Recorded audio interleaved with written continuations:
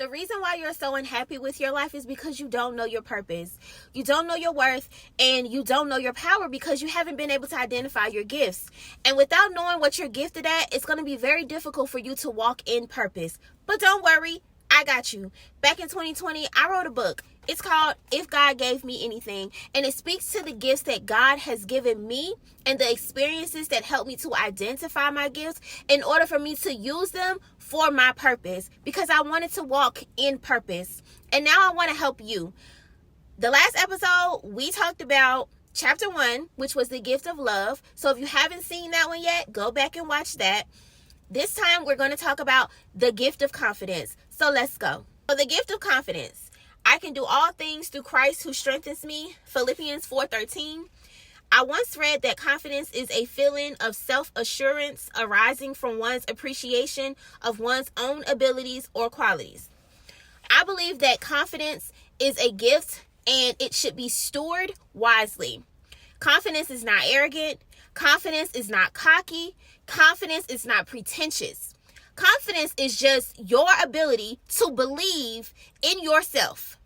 Your ability to trust yourself. That's confidence. Confidence is not insecure. It is very secure within oneself. Now, while I believe that confidence can be shaped in your early childhood, it can either be reinforced or your confidence can be weakened. And let's talk about that. So one of the things I talk about in my book is the fact that my mother was someone who reinforced my confidence at a very, very early age. My mom used to always applaud me and tell me how smart I was. She was always applauding me for making good grades in school and just always excelling in school.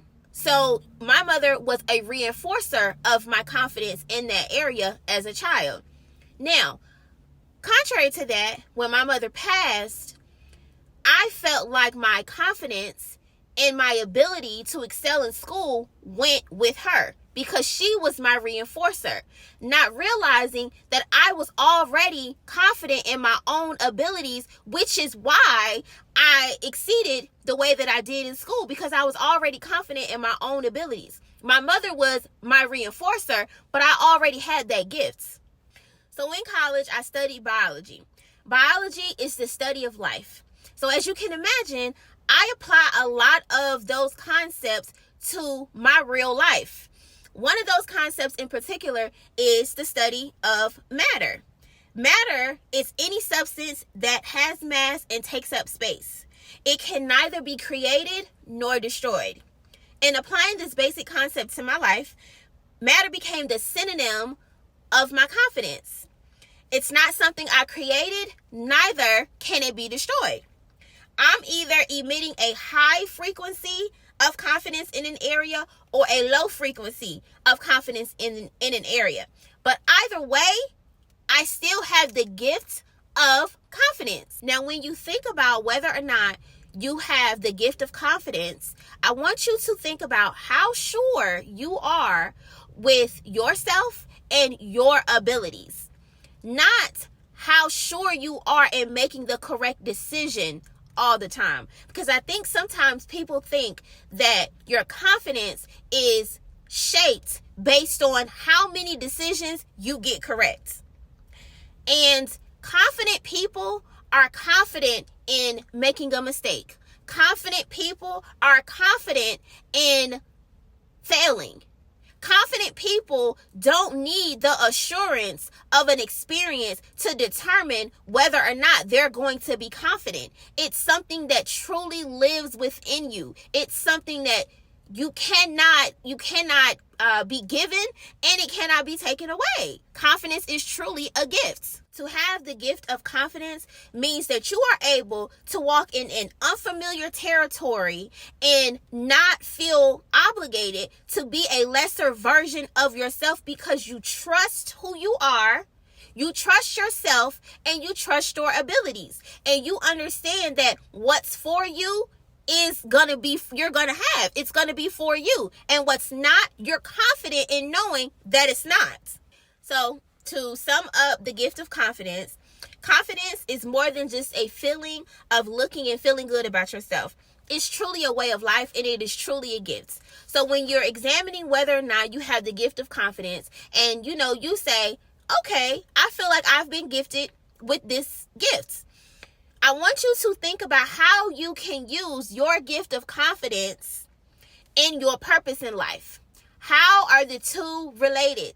See, you cannot be operating in purpose and not be confident that you're operating in your purpose.